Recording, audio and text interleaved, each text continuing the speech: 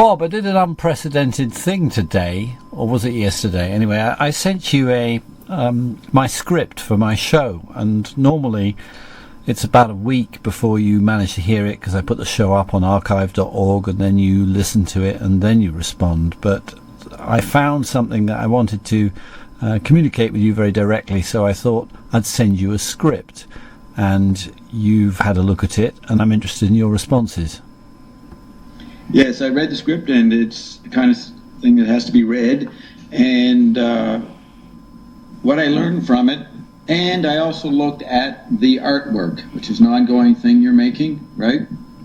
It's the particular thing we're talking about is finished. It's on Militant Aesthetics. It's under Eyeballism, and it's the first option. It's called The Artwork, and it's a series of drawings. Okay, so reading your script for today and scanning through the artwork, I realize that you believe that and know and act on the idea that Iris's work is way more important than anything you ever do. Her art is way better than yours.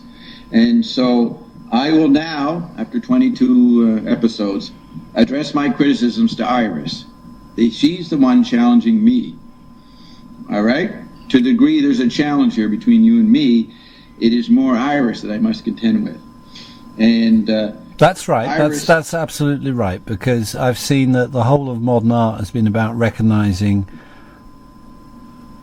impulses which come before the concept, and therefore one of the direct roads to it would be child art. I mean, there's also the art of the insane to be considered as well, but I think child art is a good place to start, and I feel that if you can't recognize what's beautiful and uncontaminated and direct about child art, then you're never going to be able to understand modern art. Therefore, you won't ever be able to understand the 20th century. In other words, you won't be able to understand anything. Right, and so I wouldn't want to categorize as child art, but that's the beginning point for the audience to understand. Yeah, I mean, this is an external description. I'd prefer to use words like pertinent or direct or worthy of consideration or fruitful for reflection, which is not something you could apply to most artworks being produced today. Right, so the artwork is Iris. So a section of the artwork says, squeezed light white lines recalled the effect of placing an ear next to a crack in the window of a car speeding up the M1 in the early 60s. That's a description of Iris in the car. Iris will admit no governing niche, style, genre, or conceptual category. No guiding light, just darkness enveloping the bathtub. Iris is anti-Nietzschean, anti-stylistics, anti-conceptual, hostile to relegation to the stupid person's pigeonhole, throws tantrums when placed on a pedestal by the intelligent. Iris feeds pigeons with colored grains of uncooked rice and maps the territory via multicolored mandalas in guano. So that is true, that is Iris. Now, my critique of Iris, what I think Iris needs to consider in her art, bounces off what you wrote on your script for today's show. Now, I'm going to quote the part which comes from the brown bag, so maybe now's the time to mention the brown bag part. Recently, Iris wanted to do some collages, so I opened a drawer. There's Iris. Yeah. Recently, Iris wanted to use Ben's her employee. That's right. And I have a drawer full of collage materials, which I used to use myself. I used to perpetually do postcards, collage postcards, because they were small, manageable, always the same size. It's a way of doing art in a suitcase, in a way.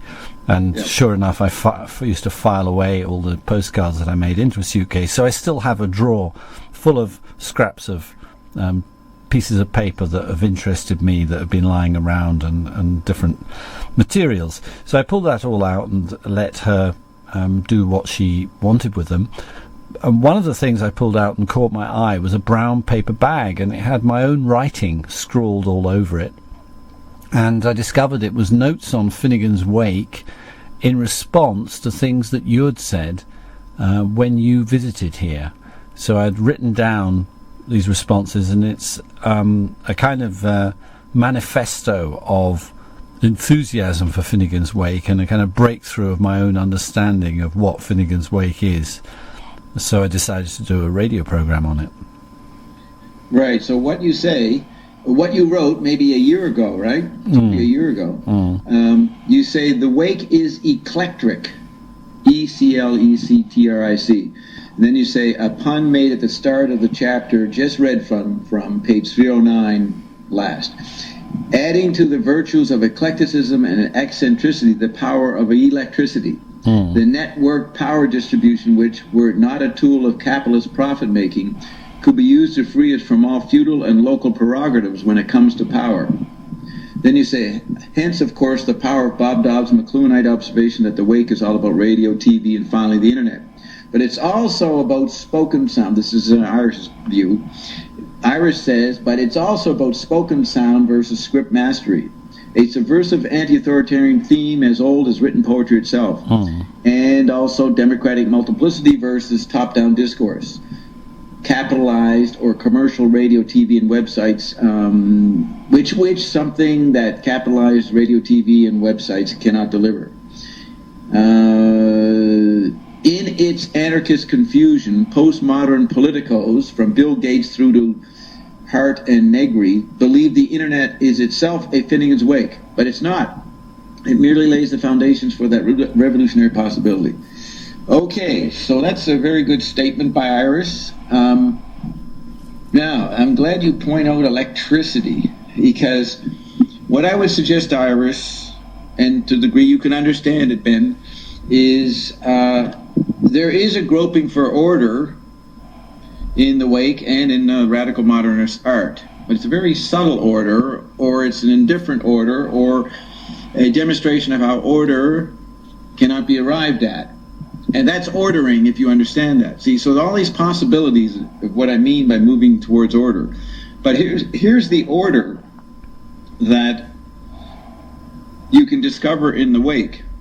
You can look at the 4 books. It's made up of 4 books, which have what? Book 1, 8 chapters. Book 2, 8 chapters. Book 3, 4 chapters. And book 4, 1 maybe chapter. It merges. Am I right there? Is it 8, 8, 4, and 1? Yeah, that makes 7. No, is that wrong? What have I got? No, it's 8 in the first book. Second book is 4 chapters. Third book is 4 chapters. And book 4 is something, right? Which merges back into book 1. I want to suggest to you that you can take the Tetrad, McLuhan's invention, and see that Joyce was laying out a Tetrad. The effects of all creativity can be mapped on the Tetrad. And the Tetrad has 4 parts. The first part is you look at what's been created or extended or manifested. You then notice what has been obsolesced by this new creation. And then you find older things that were obsolesced a long time ago and forgotten, and they're retrieved. And then when you use the new creation too much, overdo it, it becomes a cliche, it flips into its opposite characteristics. We can see, and look at Joyce's page 614 of Finnegans Wake. In the middle of the page, he talks about the old mill-wheeling tetradomational gazebo croticon. You know that line.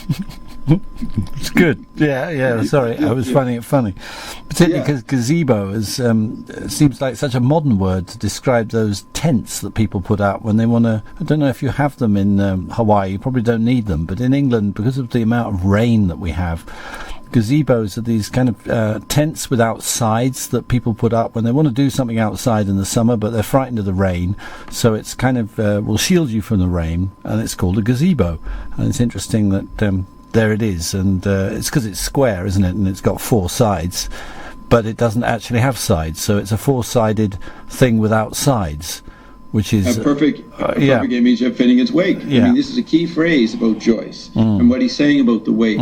But he has the word tetradomational, so there's the word tetrad in there in this key statement. Yeah. So taking McLuhan's Tetrad, book 1 actually contains most of the book in terms of the range. It goes back to ESP and speech all the way up to television. You look at page 52, middle of the page, television kills telephone and brothers broil. That's in book 1. All the extensions that humans are going to create are in book 1. Then it shows what the present environment of radio and TV coming, what they will obsolesce. And they obsolesce chapter 1 of book 2 is the children's playground. You agree with me? That's the basic scene there. And then children's rituals and nursery rhymes. Then chapter 2 is the classroom, right? Starting on page 260. Chapter 3 is the scene in the bar, but it's presented as a play, written like a play, or could even be a movie screenplay, right? And the fourth part is the scene in the bar. And that is, all those institutions are obsolesced by the electronic magnetic city that Wyndham Lewis described, the angelization of humans. So all those arts are obsolesced. What is retrieved? 4 phases of Sean, the orator, speaking in different contexts. So the tactile electric environment retrieves oral culture. You see what I'm saying? Book 3, 4 versions of Sean, 4 views of Sean. You got that? And then the book itself, the whole situation flips into book 4, which is the Armageddon apocalypse, or the opposite effect. See, so very broad view of Finnegans Wake. Now, I present this to Iris as not to get too involved in celebrating the spoken sound versus script mastery. That is a dilemma that Iris has on her show Out to Lunch. She wants to talk, she likes talking, and she's trying to justify it. But at the same time, present literate notions or counter the effects of literacy. That is what Out to Lunch is always wrestling with. And I like the way McLuhan takes the wake and moves it beyond those fetishes, those useful reminders of how to, of what the wake is pointing to. And I agree with, let's just say, here's some of the things that Iris sees the wake as a... Could I say something? I mean, okay. I think you and maybe McLuhan are pointing out the danger of identifications. You're pointing out the danger of intervention. Every time you try and make a difference, you need to use terms which are understood. You therefore choose your time. It's all about timing in philosophy just as much as in musical improvisation or comedy. And you choose your time to say something, to make a contribution, to push things in a way that you think they need to be pushed. Now, of course, it's possible for someone to freeze what you've said and turn that into some kind of undying principle, which would in the end be the opposite of what you really want to argue. And therefore, and I think I could demonstrate to you that in my program I had all sorts of recognitions of the opposite effect, or maybe I'm muddling that up with the program that I've just done, where I've been thinking about funk music, and particularly Zappa's work in the mid-70s, and how I thought that was funk, which is all about movement, recognizing that it's pressed on plastic, which is about something static, and producing a kind of awareness, of Eurasian awareness of the structure of sound, so that funk became conscious of itself as static. And this is what Johnny Guitar Watson is, how in fact you can hear him like a Varese composition in the terms of architectonic scaffolding, which you could almost draw a picture of. So that this recognition of the opposite of what something is seems to me to inform all the best interventions. Therefore, I might be saying that at the moment we've got too much mediation and too much conceptual art. The whole of Brit art, the whole of current contemporary art world is they've all sat at the feet of conceptual artists from the 70s, and they're doing a kind of hip, popular version of conceptual art. That what the intervention that I think is needed is of the unmediated, of children's art, mad people's art, the direct expression. But this would not, I'm not saying that therefore it's within the context of this argument, which is conceptual, that it's interesting to assert non-mediation. Having simply non-mediation on its own as a good would seem to me very boring. Yes. Is there more you want to say? Because I have something to respond. No, go, to that. please. Yeah, no, respond. See, it's very. What I see what you mean is, and it's very good a sentence. The wake is eclectic, adding to the virtues of eclecticism and eccentricity. That's Iris. The power of electricity. It seems, Ben, that you went to Cambridge and you went to Leeds after, and you ran around telling everybody, what the heck are you guys doing here? There's a revolution going on made possible by the electronic technology.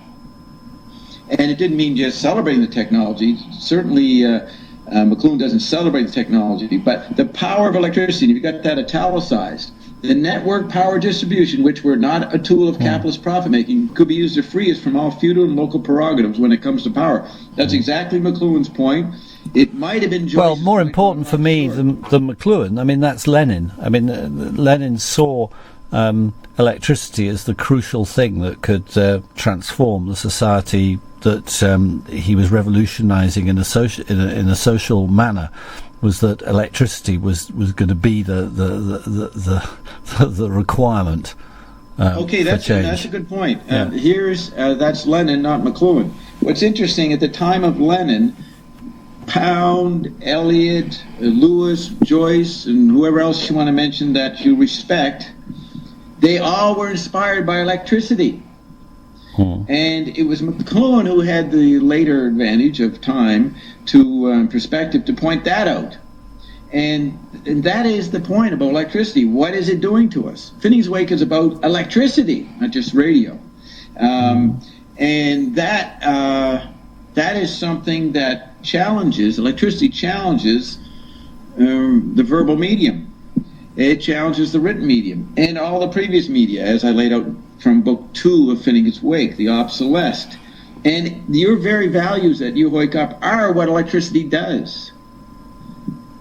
Well, I don't think electricity... You see, Bob, I have a problem with the phraseology of McLuhan, because I think it turns into a techno-determinism or an explanation via... and you're talking about tetrads, these... you have... It's a formula. It's a formula, and therefore, you turn the box and a new side is shown, and you're continually fitting everything into that. And to me, it's almost like someone hypnotised by various baubles on a Christmas tree. Their tetrads bobbing away, that they can't see the reality that those concepts should be helping you to grasp. And I don't think in itself electricity does anything at all. That electricity is used by people, and it's only when it's used by people that it means anything at all. Like time, like all these things that we talk about. Only if they are used in anger, in that expression, meaning used for a purpose, does any of it matter. And simply sort of like we move from one age to another. I see a kind of a schematic view of history that I find repellent. Well, I know that, and I'm not trying to create a schematic, but I'm saying this is a map to getting away from being trapped by the electricity.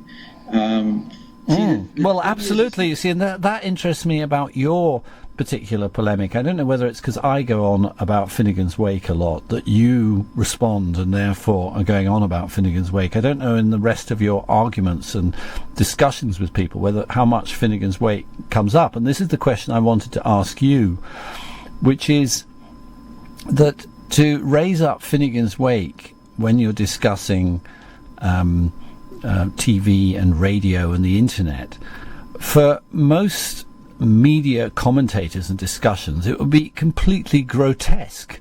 to suddenly bring up this great thick old book of kind of gibberish, radical modernism, and say it had any relevance to the discussion at all. It would be an extremely weird move. Can you imagine Wired magazine having articles about Finnegans Wake? Now, you tell me they do, but it just doesn't.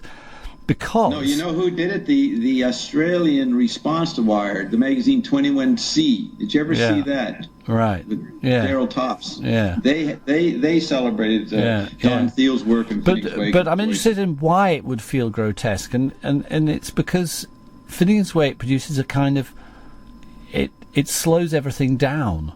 It asks people to pay attention to something as tiny as a typographical error or what looks like an error in the midst of a word. It therefore has the very opposite effect of the so-called accessibility of electronic media, that when you simply turn on Freeview television and switch from channel to channel, it induces a state in which you feel there are people just giving you this information and this entertainment, and that's got no problems involved in it at all. There's absolutely nothing for your own mind to bite on. And Finnegans Wake, River Run. First word, River Run. And so Finnegans Wake, in a way, is the complete opposite of that. It's shocking, because it asks you to actually seize on something that you might use. That it gives you, if you're thinking, it gives you moments which force you to reflect on your own ideas and force you to produce your own ideas. It's a kind of spur.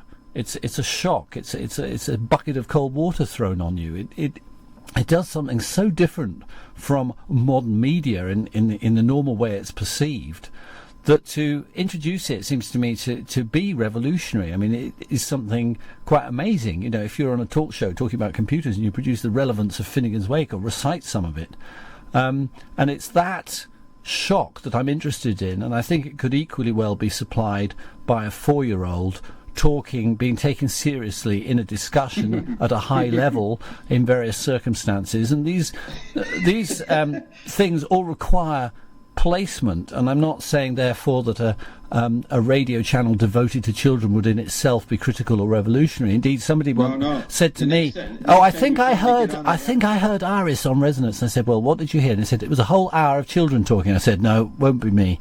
I have her on for 4 minutes and then contrast it with something else. It's like when you have your next audition to get on Iraqi or Al Jazeera TV, and they present the role they want you to play, your answer would be to turn on a tape recorder and let them listen to Iris for 45 seconds. See, it's that kind of move, right? Yeah, well, I mean, these things have relevance, but you want it to be, when you want people to pay attention in that way, it seems to me an awful lot of cultural production is defused by turning it into an entire world. For example, the recording of animals seems to me fascinating and disturbing, because you can show how, and one of my polemics was that Anthony Braxton was good when he could play like a pig, and I played grunting pigs, and I played Braxton playing contra bass clarinet, and I actually meant it. I mean, people thought that I was doing some kind of disrespect to Braxton, but I think he was accessing something more primal than being a human being, something physical, and that's very special and fantastic. And the okay, you stop. Yeah, I'm going to say something. Now I'm getting a bit of echo, but it's a little irritating, but I'm okay. You're exactly right about my use of Finnegans Wake. I've always used that on every other radio show for 25 years. If I want to throw a monkey in the wrench in the works, I do that. And that's what Joyce did with Finnegans Wake. But I don't... That is a tactic. Well, I'm not sure I want to throw a monkey in the wrench, actually. I want to articulate what my dissatisfaction with the mode of communication that leads towards screens and desks. You see, I mean, you talk about electricity and computing and the modern world as if they're all the same thing, but I mean, electricity has been channeled down various routes. There are all kinds of things that could be done with electricity which aren't being done, And everything has ended up with the bureaucratic mechanism of the computer, which is a reproduction of the old bourgeois desk. You're sitting on your own, organising your materials on a desktop. And so I see that the social constraints limiting what technology can deliver, rather than always seeing technology as a thing which the reactionaries haven't noticed. That's the difference between our critiques.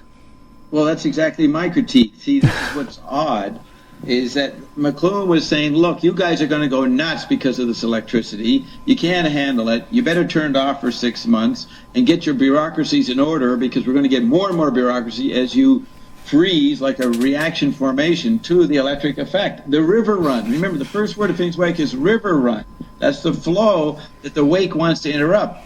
Now, when I talked to Joyce, he told me that he was outraged at the electric environment.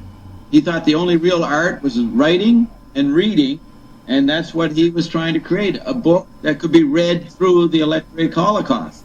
Mm. But I think he's trying to write a book that can be read from any point of view at any time and will have relevance.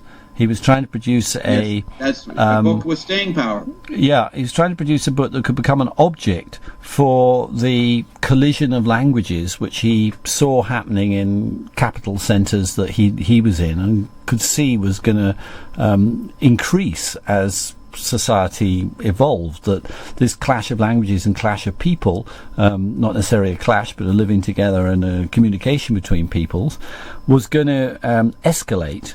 And therefore he saw the experience of misunderstanding and of pleasure in the sound of voices and pleasure in misunderstandings and being able to improvise meanings from those misunderstandings as an essential part of what meaning is.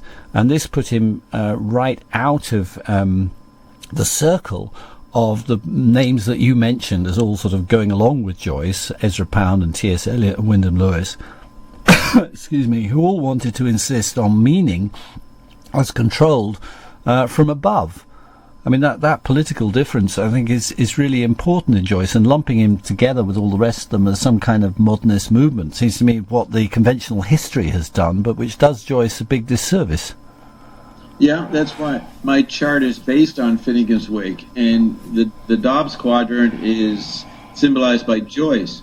But the other quadrants, as I mapped on you, is a response to technology in a paranoid way, that's Ezra Pound, a response to the schizophrenia effect of electricity, leads to Wyndham Lewis, a response to the hysterical or mystical view of electricity is T.S. Eliot, and the response to, I call it the postmodern ethos, was W.B. Yeats, and that's panic. So those four ways of response I see in you and most of our citizens today, but Joyce offered a way of looking at it and subsuming those four responses. So I call Joyce ecstatic. He's the response of ecstasy. But it's not a innocent, primitive ecstasy. It's a super civilized X-raying ecstasy. It might even be mistaken as a reactionary old fogey who wanted us to stay in the book world.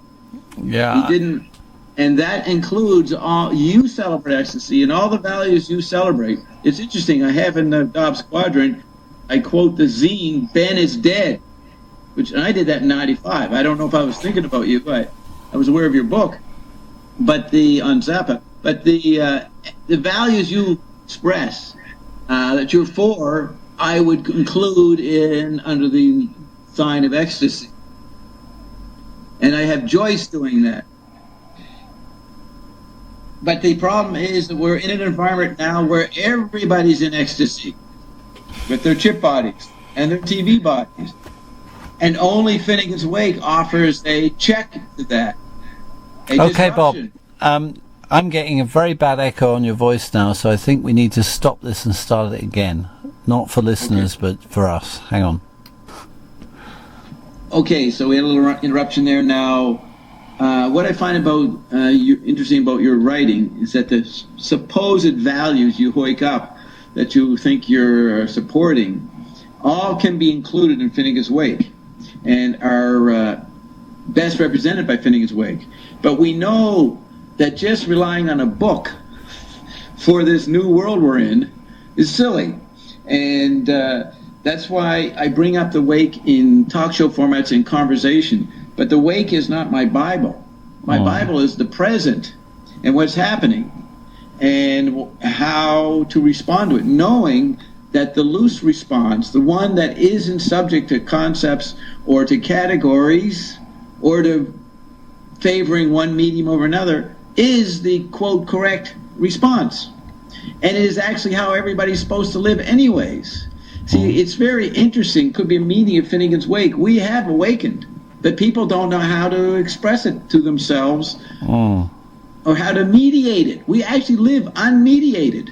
Now, there's an interesting point. We live unmediated today, which is what Baudrillard and them tried to point out. The postmodern. They celebrate it. I'm not saying we should celebrate it, but we are unmediated. That means, I use the term paramedia. There's no division between anything.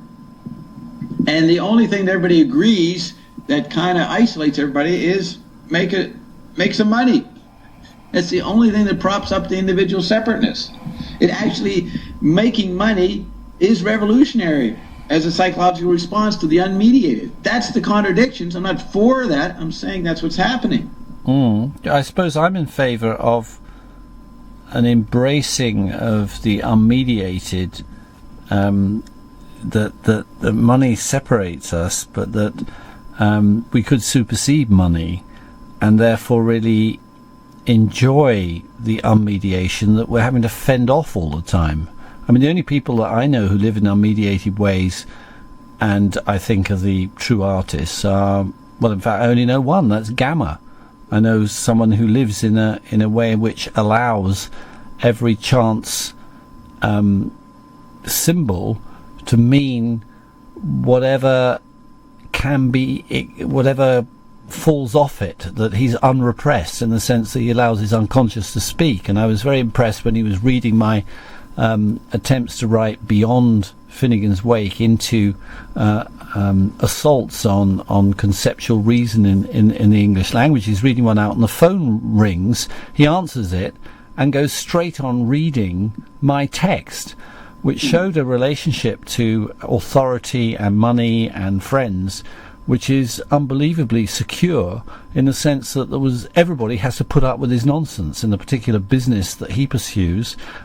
He's not a huge boss frightening people, but he's found a way of surviving in which he's not frightened of anybody. Most people would stop what they were doing if they were reciting some poetry by a friend and the phone went, because they'd be worried that they might lose a job by sounding ridiculous on the phone to somebody.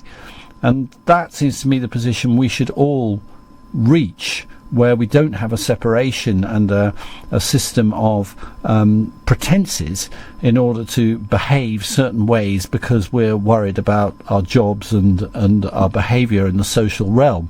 I'm looking to solve an alienation which has been recognised as you can look back in terms of religious terms about the Protestant ethic and the work ethic and the whole appearance for others, which became what public life is. And I'm arguing that something did get squashed in that, which is your id, or your more bodily responses to things, and that if we could achieve an expression for the id which would not be antisocial, because the reason it's so trammelled is that people are frightened that if they let it out it'll be antisocial and society will crumble. But I think Gamma demonstrates that true sociality depends upon letting this thing out. So you think Gamma is the best simulation of Iris? Yeah, I think he's somebody who's in touch with the childish pleasures, who hasn't introduced concepts, but he's doing it at a higher level because he knows what he's fighting, whereas Iris is 4 years old and trying to hang on to all these things, and very rapidly she's at school, she's having to learn this and that, and there's a whole system of development that has to happen. That I'm looking for a way of appreciating what Iris contributes, but I'm not saying that I want to arrest development at the 4-year-old level. Yeah, I see gamma. You're talking about how he lives with the TV body, the telephone, what were the old analog media, and his chemical body. But gamma, as I know, and you may not, is a maniac on the chip body. He's doing a lot of work in his chip, expending his id in the chip landscape. Yeah, this is his every Facebook. other day I have a new friend thanks to gamma. Yeah, on Facebook. I don't even know who these people are. But the thing is, I don't see gamma as a part of our agenda. Let me see. Okay, so I can accept gamma, what he's doing and the values you see in that and what he represents. But there is something he's not doing, which is what I want this program to get to. I want to wake gamma up on some level. I don't think he's fully awake yet. And even being awake is not the right term. There are things gamma doesn't know. When I stayed there and interacted with him, I found him too devoted to Robert Anton Wilson and Rudy Rucker and those sub-genius guys. And but that's because Gamma's listening to this. I want Gamma to hear this. Yeah. And he didn't know what to make of me. And he kept trying to fit me back in. I think I out-gammaed Gamma when I stayed there. And Gamma knows it. And I think you can do it in a way I can't, because all those sort of criticisms which I would air, Gamma would simply put down to a certain kind of traditional left intellectualism, which doesn't put pleasure forward as the primary reason for thinking. That all those thinkers represent for Gamma a kind of pleasure, and I find it hard to explain to him that I don't find them pleasurable, because they are half-cocked, and that for true pleasure I need Hegel and Marx, that is a true pleasure of thinking. But I find it hard. Let me hold that. That's really good. That's exactly the issue. I was better able to do what you would like to communicate to him, because I came out of that world. He thought I was J.R. Bob Dobbs, which is his hero. Yeah. And then I show up there, and I'm not like the J.R. Bob Dobbs that he preferred or thought he liked. And that's what you can't do, because you didn't do it, and I did it, and that's what you mean. I was able to enter his hologram more effectively. But you must recognise, Bob, how skewed thinking is in Britain by our class system, where thinking is so associated with an oppressive ruling class approach that bad thinking is preferred as some kind of revolutionary snigger versus the establishment, and there's a huge amount of the counterculture is intellectually hamstrung by this problem, where they find a kind of ridiculously poor thinker like Robert Anton Wilson kind of subversive, because he's ours and he isn't like those toffs over there who think properly. And that's right. Would you put Alan Moore, is that his name? He's a big hero in that world. Yeah, certainly. And then, of course, there's the respect that people have for Alan Moore, because he also writes popular things and is commercially successful. And so you have a writer like Ian Sinclair who makes himself stupid because he forgets his own avant-garde position, which he had originally, and becomes so enamoured of J.G. Ballard and Alan Moore and Jeffrey Archer, down to Jeffrey Archer, because of their commercial success, that this alchemy of commercial success becomes the alchemy of the counterculture, that the counterculture is fascinated with the mysticism. Well, the really big mysticism, of course, is making money. That's the most impressive magic of all. So you rapidly find that these people who counteract the rationality of Marxism and the left by their interest in magic very rapidly become people who are in awe of money making and decide that actually Hollywood is the biggest mystical pyramid there is, and they want to rise to the summit of that. Now this is the reason why we talk, and that's exactly my view. Yes, the gammas now are the sniggerers. They're sniggering, and they're left impotent. You are keeping demanding potency in some way. I don't know if you're ever going to get it, but you want a kind of potency, and that's why you remain more gamma than gamma. You're more isolated than gamma. Yeah. Because you don't even you're more alienated than him. And I'm prepared to take quite a lot of shtick for being, I mean, the thing that always gets thrown at me in the English class system is that to talk like this, I must be a Cambridge intellectual and a toff and not really part of the merry band of anarcho kind of right-thinking, sort of groovy like people. Like Danny. What was Danny's last name? Houston? Danny Houston, yeah. Danny was a victim of that. He couldn't take it as far as you. Danny was, but he had such a strong idea of people's behaviour and of what joy could be, that kind of radical sociality he had put him far in advance of the anti-intellectuals. He was very anti-intellectual himself, but he was always very critical of what people are really doing to each other. And I remember him pointing at an advertisement for Smirnoff vodka, and it had the label of the Smirnoff plastered on people's heads. And he was saying, do you see they're actually selling that it's great to blind yourself with drink? and he could see directly what the advertisement was doing because he minded about people's behaviour and what's being done to them.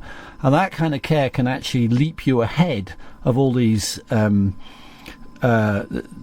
sort of poses that people have in a class fractured society where people take one position or another and despise the other half as intellectual or non-intellectual or what have you. It can actually, that a sympathy with people and a critical idea of society can actually make you outsmart the intellectuals. I mean, I think Frank Zappa was an example of that as well. Yes. So that's what I said earlier. You went to Cambridge, but you didn't get turned on to Zappa until a year or two in Cambridge? No, I'd been exposed to We're Owning It for the Money by my brother, who'd been at Durham University studying Arabic, and his household had We're Owning It for the Money. And it was actually in Italy where students from Mexico played me the Grand Wazoo and Apostrophe, and I was very impressed with those records. Okay, but your revelation you got from Danny Houston, is when your third year at Cambridge, 76, 77? No, it was my first year at Cambridge I met him. I had a letter published in a emulation of Rolling Stone in Britain called Street Life, which tried to be a big counterculture newspaper about rock music and politics. They had interviews with ex-CIA agents, and it was a very bold step in publishing. And I had a letter published in there, and he got in touch with me. And I remember showing this letter to my friend, and I was absolutely amazed that you should publish a letter in a magazine, and someone, not the editor, but someone reading, should get in touch with you. And it was the way that Danny networked using what communication systems were available to him that impressed me, and it also inoculated me against the fetishism of media, which sort of flooded over us during the cyber boosting years of the 80s, because he had already worked out that with the post and with tape recorders you could listen to gigs you hadn't been at like 2 days after they'd happened, if you had someone you knew well enough and were swapping tapes with. So he showed that the technology already existed for downloading files. It just required daring to take a tape recorder into a club, recording an interesting gig, copying the tape and putting it in the post. And so the whole idea of downloading didn't seem that exciting to me, because it just seemed like a slightly easier way of doing something that I've been doing for years, inspired by Danny. Right, and it's the daring to do the social act. You see, it's daring to take the tape recorder to the gig, the risk of being caught, that kind of skimming the area of the law, which seems to me to be the thing that broke you through to new areas, rather than simply consuming the latest high-tech gizmo. Right, and the point I made half an hour ago or so was that you went to Cambridge, but once you'd been enlightened by Danny, or he made clear what you really thought and were already thinking to be, you therefore were always an outsider at Cambridge, telling them the heck with this stuff. What about Frank Zappa? Well, Danny was helping me articulate something which I already felt, which was that the music was so challenging it required psychoanalysis rather than knowledge or expertise on music itself.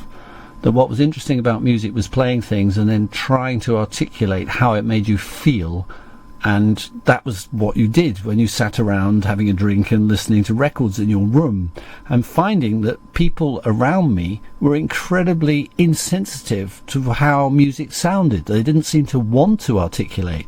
And that was putting together that the polemic that's there in Captain Beefheart and Frank Zappa all the time, that higher education actually stunts your ability to articulate what your emotions are.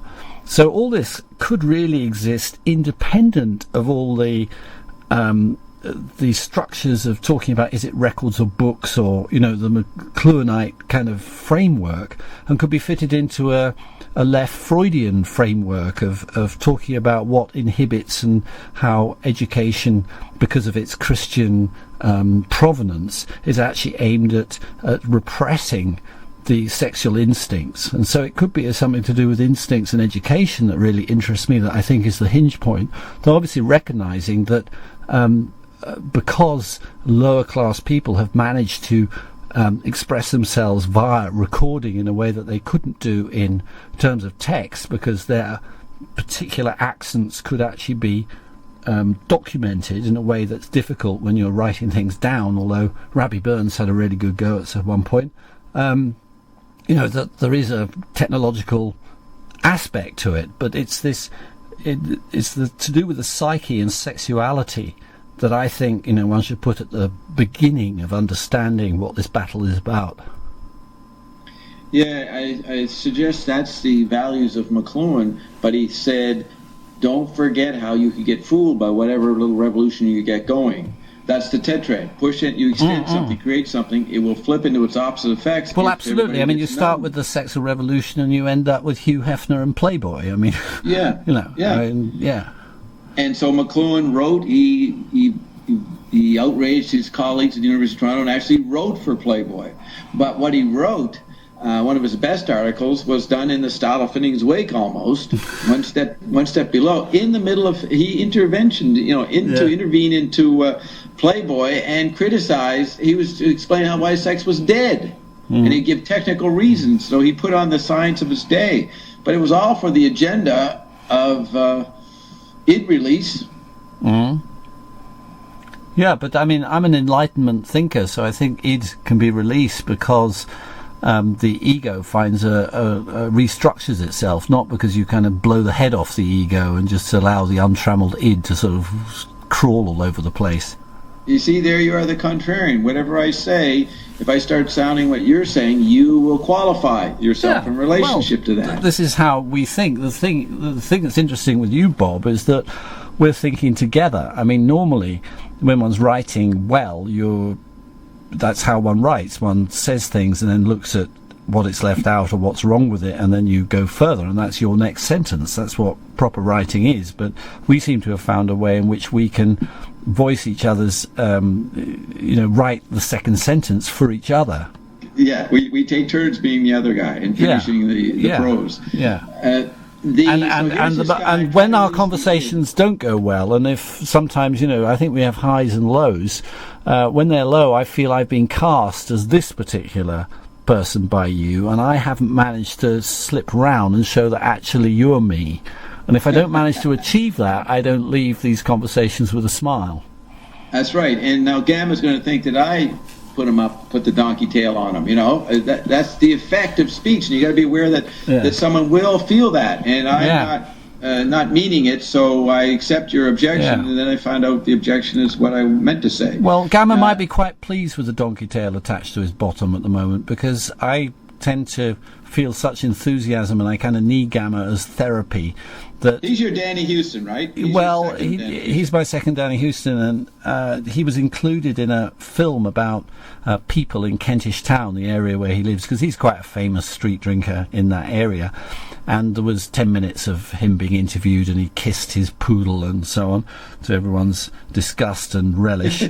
And I made a badge, 2 badges, a picture of a photograph of Gamma, and in one hand he was holding a cigar, and I made that a second badge that you could pin next to it. And so I had this big Gamma badge, and he saw that, and he just made me take it off. He thought it was really bad karma, and he didn't like me turning him into a cult. So maybe the best thing to stop someone turning into a cult is to pin a donkey tail on them. Did you know that Iris won the pin the tail on the donkey competition at her school in her second week? Just last week. Yeah. She came home and said, "I won ESP. I decided to start talking about Iris this week, and she'd won. She won the pin the tail on the donkey."